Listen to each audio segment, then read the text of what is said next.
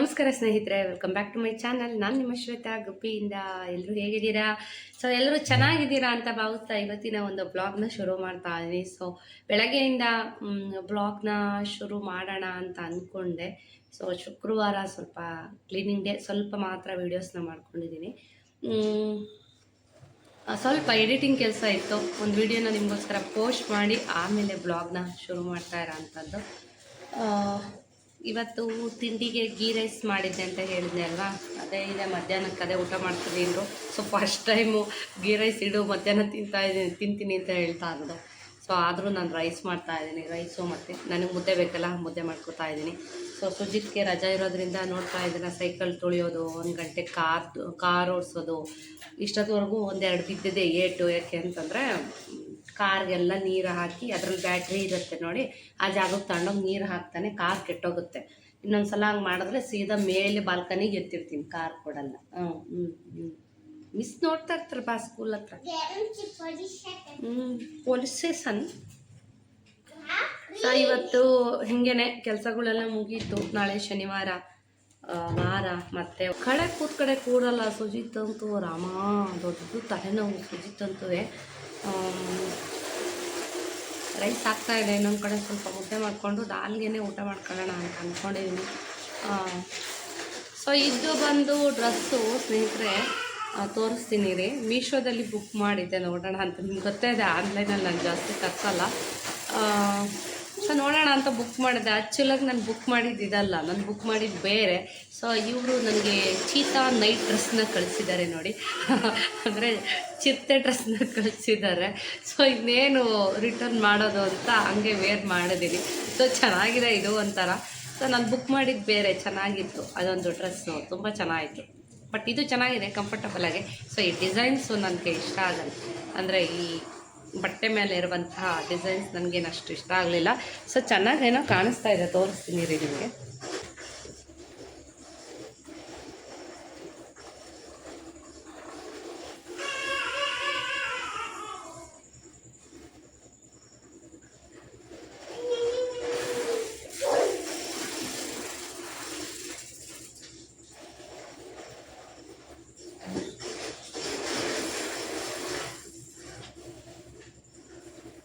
So ಮನೆ ಹತ್ರ ಹಾಕ್ಕೊಳ್ಳೋಕ್ಕೆ ಸೆಕೆಗೆ comfortable ಆಗಿದೆ, ಚೆನ್ನಾಗಿದೆ. ಇದ್ರ ರೇಟ್ ಎಷ್ಟು, ತುಂಬಾ ಏನಿಲ್ಲ, 250 ರುಪೀಸ್ ಅಷ್ಟೇ ಸ್ನೇಹಿತರೆ. ಇದೊಂದು ಡ್ರೆಸ್ಸು ರೇಟ್ ಬಂದು. ಸೊ ಚೆನ್ನಾಗಿದೆ ನೋಡಿ, ಮನೆ ಹತ್ರ ಹಾಕ್ಕೊಳ್ಳೋಕ್ಕೆ. ನಾನು ಹೇಗಿರುತ್ತೋ ಅಂದ್ಕೊಂಡು ತೊಗೊಂಡೆ. ಸೊ ಹೇಳಿದ್ನಲ್ಲ, ಆನ್ಲೈನಲ್ಲೆಲ್ಲ ಪರ್ಚೇಸ್ ಮಾಡೋದು ತುಂಬ ಕಡಿಮೆ. ಇವಾಗ ಒಂದೊಂದು ನೋಡ್ತಾ ಇರ್ತೀನಿ, ಚೆನ್ನಾಗಿರುತ್ತೆ. ಯಾರಾದರೂ ಆನೆಸ್ಟ್ ರಿವ್ಯೂ ಕೊಟ್ಟಿದ್ರೆ ತೊಗೋತೀನಿ. ಸೊ ಚೆನ್ನಾಗಿದೆ ಅಂತಲೇ ಹೇಳ್ಬೋದು. ಚೆನ್ನಾಗಿ ಕಾಣಿಸುತ್ತೆ, ಮೇಯ್ನಾಗಿ ತುಂಬ ಚೆನ್ನಾಗಿ ಕಾಣುತ್ತೆ.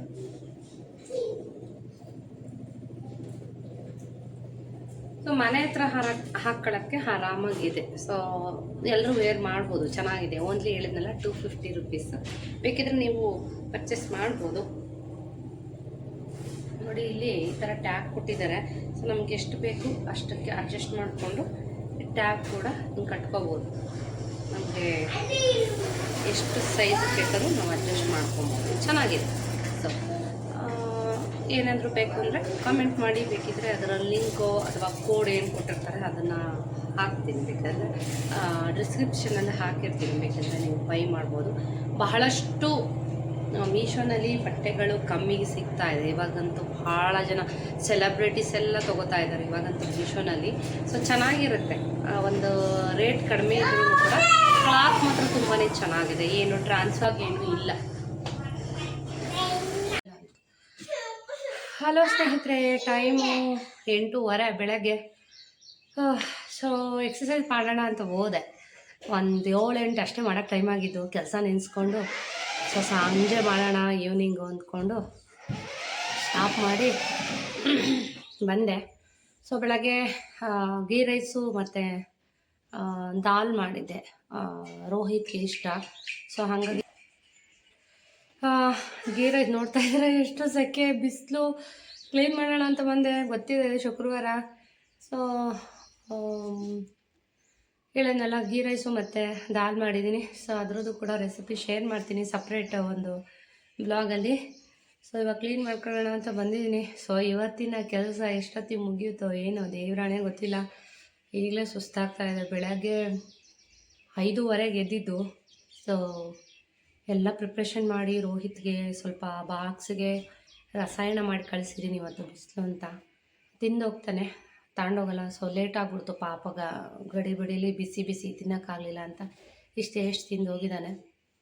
ಸೊ ಇಟ್ಟಿರಿ, ಸಂಜೆ ತಿಂತೀನಿ ಬಂದು ಅಂತ ಹೇಳೋಗಿದ್ದೀನಿ. ಇವಾಗ ಹೋದರೆ ರೋಹಿತ್ತು ಬರೋದು 6 ಗಂಟೆ 6:15 ಆಗುತ್ತೆ. ಸೊ ಕೋಚಿಂಗ್ ಕ್ಲಾಸ್ ಮುಗಿಸ್ಕೊಂಡು ಸೊ ಇಷ್ಟೊತ್ತಿಗೆ ಮುಗಿಯುತ್ತೋ ಅನಿಸ್ಬಿಟ್ಟಿದೆ ನನಗಂತೂ.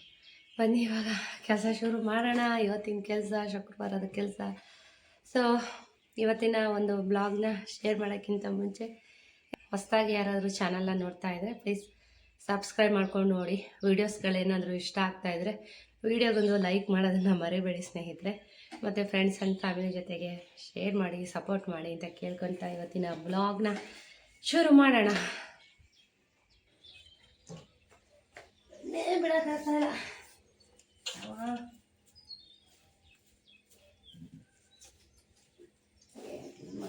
ಏನೋ ಇಷ್ಟೊಂದು ಕೂತ್ಬಿಟ್ಟೈತೆ. ಗ್ಲೌಸ್ ತಗೊಂಬಂದ್ರಿ ಹಿಂದೆ ಇನ್ನೂ ತರೋದ್ರಿಂದ. ಸೊ ಬೆಳಗ್ಗೆಯಿಂದನೇ ಹೇಳಿದ್ನಲ್ಲ, ಇವತ್ತು ಸ್ವಲ್ಪ ವರ್ಕೌಟ್ ಕಡಿಮೆ ಮಾಡಿ ಕೆಲಸ ಜಾಸ್ತಿ ಇದ್ದರೆ ನನಗೆ ಬೇರೆ ಕೆಲಸಗಳ ಬಗ್ಗೆ ಗಮನ ಬರಲ್ಲ. ಅಂದರೆ ಮನೆ ಕ್ಲೀನಿಂಗು ಇದೆಲ್ಲ. ಸೊ ನಾಳೆ ವಾರ ಇರೋದ್ರಿಂದ ಇವತ್ತು ಶುಕ್ರವಾರ ಬಾಲ್ಕನಿ ಎಲ್ಲ ಕ್ಲೀನ್ ಮಾಡ್ಕೊತೀನಿ. ಸೊ ಏನು ಅಂದರೆ ಶನಿವಾರ ದಿವಸ ನಾನು ಎದ್ದು ಎಲ್ಲ ಕ್ಲೀನ್ ಮಾಡಿಕೊಂಡು ಸ್ವಲ್ಪ ನಮ್ಮನೆಯಲ್ಲಿ ವಾರ ಅಂದರೆ ಸ್ವಲ್ಪ ರೇಜ್ಗೆ. ಸೊ ರೇಜ್ಗೆ ಅಂತಂದರೆ ಸ್ವಲ್ಪ ಕೆಲಸಗಳು ಜಾಸ್ತಿ, ಪೂಜೆ ಕೆಲಸಗಳು. ಹಾಗಾಗಿ ಹಿಂದಿನ ದಿವಸನೇ ಕ್ಲೀನ್ ಮಾಡಿಬಿಡ್ತೀನಿ. ಇಲ್ಲ ಅಂದರೆ ಶನಿವಾರನೇ ಕ್ಲೀನ್ ಮಾಡಿಕೊಂಡು ವಾರ ಎಲ್ಲ ಮಾಡ್ತೀವಿ ಅಂತಂದರೆ ಸೊ ಎಷ್ಟೊತ್ತಾಗುತ್ತೆ ಅಂದರೆ ಒಂದು ಮಧ್ಯಾಹ್ನ ಆಗೋಗುತ್ತೆ, ಒಂದು 3:30-4 ಗಂಟೆ ಆಗೋಗ್ಬಿಡುತ್ತೆ. ಸೊ ಅದು ನನಗೆ ಇಷ್ಟ ಆಗಲ್ಲ. ಬೆಳಗ್ಗೆ ಎದ್ದಿದ ತಕ್ಷಣ ಪ್ರತಿ ವಾರನೂ ಅಷ್ಟೇ ಏನೂ ತಿನ್ನೋದಿಲ್ಲ ವಾರ ಆಗೋಕ್ಕೆ ಮುಂಚೆನೇ. ಸೊ ವಾರ ಎಲ್ಲ ಮುಗಿಸಿ ಆಮೇಲೆ ತಿಂಡಿ, ಕಾಫಿ ಈ ಥರದ್ದೆಲ್ಲ ಮಾಡಿಕೊಡೋ. ಎಷ್ಟು ಧೂಳು ಕೂತಿದೆ ಅಂದರೆ ಸ್ನೇಹಿತರೆ, ನಿಜವಾಗ್ಲೂ ಪೊರ್ಕೆ ಹಾಕಿದ್ರೆ ಬಗ್ ಅಂತ ಎದೊಳ್ತಾ ಇದೆ ಧೂಳು. ವಾರಕ್ಕೆ 2 ಸಲ ಕ್ಲೀನ್ ಮಾಡಲೇಬೇಕು. ಇಲ್ಲ ಅಂತಂದರೆ ಸಿಕ್ಕಾಪಟ್ಟೆ ಧೂಳು ಕೂತ್ಬಿಡುತ್ತೆ. ಮತ್ತು ಕಾಲಿಡೋಕ್ಕಾಗಲ್ಲ ಬಾಲ್ಕನಿನಲ್ಲಿ, ಅಷ್ಟು ಧೂಳಾಗ್ಬಿಡುತ್ತೆ. ಸೊ ಹಂಗಾಗಿ ವಾರಕ್ಕೆ 2 ಸಲ, ಬೇಸಿಗೆಲಂತೂ ಒಂದು 3 ಬಕೆಟ್ ಅಂತೂ ನೀರು ಬೇಕು ಕ್ಲೀನ್ ಮಾಡೋದಕ್ಕೆ. ಸೊ ಇನ್ನೊಂದು ಏನು ಅಂತಂದರೆ ಅದೇ ಬಿಲ್ಡಿಂಗ್ ನಡೀತಾ ಇರೋದಕ್ಕೆ ಸಿಮೆಂಟ್ ಧೂಳೆಲ್ಲ ಬಂದು ಕೂರುತ್ತೆ. ಸೊ ನೋಡ್ತಾ ಇದ್ದೀರಲ್ಲ, ಹೊಸ ಬಿಲ್ಡಿಂಗು ಎದುರುಗಡೆ ಕಾಣ್ತಾ ಇರೋದು. ಸೊ ಇದೇನು ಆಲ್ಮೋಸ್ಟ್ ಪ್ಲಾಸ್ಟಿಂಗ್ ಮುಗೀತಾ ಬಂತು. ಇನ್ನೊಂದು 4-5 ದಿವಸದಲ್ಲಿ ಅಥವಾ ಒಂದು ವಾರದಲ್ಲಿ ಪ್ಲಾಸ್ಟಿಂಗ್ ಮುಗಿಯುತ್ತೆ ಅಂತ ಅನಿಸುತ್ತೆ. ಸೊ ಬಿಲ್ಡಿಂಗ್ ಎಲ್ಲ ಆದಮೇಲೆ ಸ್ವಲ್ಪ ಧೂಳು ಕಡಿಮೆ ಆಗುತ್ತೆ. ಸೊ ಈ ರೈಲಿಂಗ್ಸ್ ಮೇಲೆಲ್ಲ ಹಾಗೆ ಕೂತಿರುತ್ತಾ, ಧೂಳು ಒರೆಸ್ದಲ್ಲೇ ಬಿಟ್ಬಿಟ್ವಿ ಅಂದರೆ ಏನಾಗುತ್ತೆ ಅಂದರೆ ರೈಲಿಂಗ್ಸ್ ಮೇಲೆ ಧೂಳು ಕೂತು ಮತ್ತೆ ರೆಸ್ಟ್ ಬರೋದಕ್ಕೆ ಸ್ಟಾರ್ಟ್ ಆಗುತ್ತೆ. ಸೊ ಯಾವುದೇ ಕ್ವಾಲಿಟಿ ಹಾಕ್ಸಿದ್ರೂ ಕೂಡ, ಕ್ವಾಲಿಟಿ ಇದೆ ಧೂಳು ಕೂತ್ರು ಏನಾಗಲ್ಲ ಅಂತ ಅಂದರೂ ಕೂಡ ಧೂಳು ಕೂರ್ತಾ ನೀರು ಬಿದ್ದಾಗ ರೆಸ್ಟ್ ಹಿಡಿಯೋಂಥ ಚಾನ್ಸಸ್ ಇರುತ್ತೆ. ಸುಜಿತ್ ಅಂತೂ ಎಷ್ಟು ಕಾಟ ಕೊಡ್ತಿದ್ದಾನೆ ಅಂತಂದರೆ ನೋಡ್ತಾ ಇದ್ದೀರಾ, ಎಲ್ಲಿ ಒರೆಸೋದಕ್ಕೆ ಹೋಗ್ತೀನೋ ಅಲ್ಲೇ ಸೈಕಲ್ ತೊಗೊಂಬರ್ತಾನೆ. ಸೊ ಗದರಿದ್ರೆ ಆ ಕಡೆ ಹೋಗ್ತಾನೆ. ಹಾಗಾಗಿ ರೈಲಿಂಗ್ಸ್ ಎಲ್ಲ ಪ್ರತಿ ಸಲ ಒರ್ಸೋಕ್ಕೆ ಬಂದಾಗಲೂ ಸಾಮಾನ್ಯವಾಗಿ ಗುರುವಾರ ಅಥವಾ ಶುಕ್ರವಾರ, ಸಾಮಾನ್ಯವಾಗಿ ಶುಕ್ರವಾರನೇ ಕ್ಲೀನ್ ಮಾಡೋದು. ಸೊ ಎಲ್ಲರೂ ಹೋಗೋದಿದೆ ಶುಕ್ರವಾರ ಅಂತ ಅಂದರೆ ಮಾತ್ರ ಗುರುವಾರ ಮಾತ್ರ ಬಾಲ್ಕನಿನ ಒರೆಸ್ಕೊತೀನಿ. ಸೊ ಆಯಿತು, ಹೊರಗಡೆ ಎಲ್ಲ ಒರೆಸಿದ್ದಾಯಿತು. ತುಂಬ ಎಲ್ಲ ಡೀಪಾಗಿ ಏನು ತೋರ್ಸೋಕ್ಕೆ ಹೋಗಿಲ್ಲ, ಯಾಕೆಂದರೆ ಯಾವಾಗಲೂ ನೋಡ್ತಾನೆ ಇರ್ತೀರ. ಸೊ ಒಳಗಡೆನೂ ಒರೆಸಿದ್ದಾಯಿತು. ಎಲ್ಲ ಮ್ಯಾಟ್ಗಳನ್ನೆಲ್ಲ ಹಾಕಿ ಮತ್ತು ರೂಮೆಲ್ಲ ಕ್ಲೀನ್ ಮಾಡಿ, ರೋಹಿತ್ ಹೆಂಗೂ ಕೋಚಿಂಗ್ ಕ್ಲಾಸ್ಗೆ ಹೋಗ್ತಿದ್ದಾನೆ. ಸೊ ರೂಮೆಲ್ಲ ಕ್ಲೀನ್ ಮಾಡಿ, ಅವನಂತೂ ಹೋಗೋ ಗಡಿ ಬಿಡಿಲಿ ರೂಮಲ್ಲಿ ಹೇಗೆ ಬೇಕೆಲ್ಲ ಬಟ್ಟೆ ಬುಕ್ಕು ಎಲ್ಲ ಎಸ್ದು ಬಿಟ್ಟಿರ್ತಾನೆ. ಸೊ ಎಲ್ಲನೂ ಕ್ಲೀನ್ ಮಾಡಿ, ಇನ್ನು ಬೆಡ್ಡೊಂದು ಕ್ಲೀನ್ ಮಾಡಿ ಹೋದರೆ ಆಯಿತು, ಮೇಲ್ಗಡೆ ಪೋರ್ಷನ್ನು ಕ್ಲೀನ್ ಆದಂಗೆ. ಸೊ ಶುಕ್ರವಾರ ಬಂತು ಅಂತಂದರೆ ಇದೆಲ್ಲ ಕ್ಲೀನ್ ಮಾಡಲೇಬೇಕು. ಸೊ ಮೆಟ್ಲೊಂದು ಬ್ಯಾಲೆನ್ಸ್ ಇದೆ, ಇದೆಲ್ಲ ಒರೆಸಿದ್ದಾಯಿತು. ಒರೆಸಿ ಇನ್ನು ಕೆಳಗಡೆ ಪಾಪ ಮನೆಯವರು ಶುಕ್ರವಾರದೊತ್ತು ಸ್ವಲ್ಪ ಒರೆಸ್ಕೊಡೋಕ್ಕೆ ಹೆಲ್ಪ್ ಮಾಡ್ತಾರೆ. ಅಂದರೆ ಹಾಲೆಲ್ಲ ಒರೆಸ್ಕೊಡ್ತಾರೆ. ಕೆಲವೊಂದು ಸಲ ನಾನೇ ಒರೆಸ್ಕೊತೀನಿ ಬೇಡ ಬಿಡಿ ಅಂತ ಅಂತೀನಿ. ಸೊ ಮೇಲೆಲ್ಲ ಒರೆಸ್ಕೊಂಬರ್ತೀನಿ ನೀಟಾಗಿ ಅಂತಂದರೆ 1 ಅವರ್ ಅಂತೂ ಬೇಕೇ ಬೇಕು. ಸೊ ನಾನು ಇವಾಗ ಒರ್ಸೋಕ್ಕೆ ಹೋದಾಗ ಒಂದು 8 ಕಾಲ ಆಗಿತ್ತು. 9 ಗಂಟೆ ಅಷ್ಟರಲ್ಲಿ ಎಲ್ಲ ಕ್ಲೀನ್ ಮಾಡಿಕೊಂಡು ಕೆಳಗಡೆ ಬಂದೆ. ಸೊ ಕಿಚನ್ನೆಲ್ಲ ಮತ್ತೆ ಕ್ಲೀನ್ ಮಾಡಬೇಕು, ಮತ್ತು ಕೆಳಗಡೆ ಹಾಲೆಲ್ಲ ಒರೆಸ್ಬೇಕು, ಮತ್ತು ನಮಗೆ ವಾರ ಅಂತ ಬಂದರೆ ಕಾಂಪೌಂಡೆಲ್ಲ ಕ್ಲೀನ್ ಮಾಡಬೇಕು. ಬೇಸಿಗೆ ಆಗಿರೋದ್ರಿಂದ ಸ್ವಲ್ಪ ಎಲೆ ಉದುರೋ ಟೈಮು ಅಂತ ಹೇಳ್ತಾರೆ ನೋಡಿ, ಅದಕ್ಕೆ ಗಾಳಿ ಜಾಸ್ತಿ ಇರುತ್ತೆ, ಕಾಂಪೌಂಡಲ್ಲೆಲ್ಲ ತುಂಬ ಧೂಳು ಕೂತ್ಬಿಟ್ಟಿರುತ್ತೆ ರೈಲಿಂಗ್ಸ್ ಮೇಲೆ ಎಲ್ಲ. ಸೊ ಕಾಂಪೌಂಡ್ ಕೂಡ ಕ್ಲೀನ್ ಮಾಡ್ಕೊಬೇಕು, ಅದನ್ನು ಸಂಜೆ ಸ್ನೇಹಿತರೆ ಮನೆಯಲ್ಲಿ ಡ್ರೈ ಫ್ರೂಟ್ಸ್ ಇವಾಗ ಮನೆ ಕೆಲಸ ಎಲ್ಲ ಮುಗೀತು. ಡ್ರೈ ಫ್ರೂಟ್ಸ್ ಹಾಗಾಗಿ ಇವಾಗ ಪ್ರಿಪೇರ್ ಮಾಡ್ಕೊತಾ ಇದ್ದೀನಿ. ತುಂಬ ದಿನಗಳಾಗಿತ್ತು ಖಾಲಿಯಾಗಿ, ಹಬ್ಬ ಅದು ಇದು ಅಂದ್ಕೊಂಡು ಪ್ರಿಪೇರ್ ಮಾಡ್ಕೊಳ್ಳೋಕ್ಕೆ ಟೈಮ್ ಆಗಿರಲಿಲ್ಲ. ಸೊ ಹಾಗಾಗಿ ಇವತ್ತು ಪ್ರಿಪೇರ್ ಮಾಡ್ಕೊತಾ ಇದ್ದೀನಿ. ಸ್ವಲ್ಪನೇ ನಾನು ಮಾಡ್ಕೊತೀನಿ, ಯಾಕೆಂದರೆ ತುಂಬ ದಿನಗಳಿಗೆ ಇಟ್ಕೊಳ್ಳೋದಕ್ಕೆ ಹೋಗಲ್ಲ, ಖಾಲಿ ಆದಂಗೆ ಫ್ರೆಶ್ ಆಗಿ ಮಾಡ್ಕೊತೀನಿ. ಸೊ ನೋಡಿ ಏನೇನು ಹಾಕಿ ಮಾಡ್ತಾಯಿದ್ದೀನಿ ಅಂತ. ಸೊ ಮೊದಲನೇದಾಗಿ ಬಾದಾಮಿನ ಹುರ್ಕೋತೀನಿ. ಸೊ ಇದೇ ಬೇಕು ಅದೇ ಬೇಕು ಅಂತ ಏನಿಲ್ಲ, ಮನೆಯಲ್ಲಿ ಯಾವುದು ಡ್ರೈ ಫ್ರೂಟ್ಸ್ಗಳಿರುತ್ತೆ ಅದನ್ನೆಲ್ಲ ಹಾಕಿ ಮಾಡ್ಕೊತೀನಿ. ಮೇಯ್ನಾಗಿ ನಾನು ಇದು ಮಾಡೋ ಉದ್ದೇಶ ಮಕ್ಕಳಿಗಾಗಿ ಮತ್ತು ನಮ್ಮ ಮನೆಯವ್ರಿಗೋಸ್ಕರ ಮಾಡ್ತೀನಿ. ಸೊ ಯಾಕೆ ಅಂತ ಅಂದರೆ ಅವ್ರಿಗೆ ಪೆಟ್ಟಾಗಿದೆಯಲ್ವ, ಸೊ ಹಾಗಾಗಿ ಇದನ್ನೆಲ್ಲ ಮಾಡಿಕೊಡೋದ್ರಿಂದ ನರ್ವ್ಸ್ ಎಲ್ಲ ಚೆನ್ನಾಗಿ ಇಂಪ್ರೂವ್ ಆಗುತ್ತೆ. ಮತ್ತು ಮಕ್ಕಳು ತುಂಬ ಸಣ್ಣ ಇದ್ದಾರೆ ಅಂತ ಅಂದರೆ ಅವ್ರಿಗೂ ಕೂಡ ಇದನ್ನು ಒಂದೊಂದು ಸ್ಪೂನ್ ಡೈಲಿ ಹಾಲಲ್ಲಿ ಹಾಕಿ ಕೊಡ್ಬೋದು, ಅಥವಾ ಡೈಲಿ ಒಂದೊಂದು ಸ್ಪೂನ್ ತಿನ್ನೋದಕ್ಕೆ ಕೊಡ್ಬೋದು. ಸೊ ಸುಜಿತ್ಗೆ ನಾನು ಪ್ರತಿನಿತ್ಯ ಸಣ್ಣದರಲ್ಲಿ ಅವನಿಗೆ ಕೊಡ್ತಾ ಇದ್ದೆ. ಅಂದರೆ ಒಂದು 1.5 ವರ್ಷ ಆದಮೇಲೆ ಇದನ್ನು ಅವನಿಗೆ ಮಾಡಿಕೊಡ್ತಾ ಇದ್ದೆ. ತುಂಬ ಚೆನ್ನಾಗಿ ಅನಿಸುತ್ತೆ, ಮತ್ತು ಬೋನ್ಸು ಮತ್ತು ಬ್ರೈನು ಎಲ್ಲನೂ ಕೂಡ ತುಂಬ ಸ್ಟ್ರಾಂಗ್ ಆಗುತ್ತೆ ಅಂತಲೇ ಹೇಳ್ಬೋದು.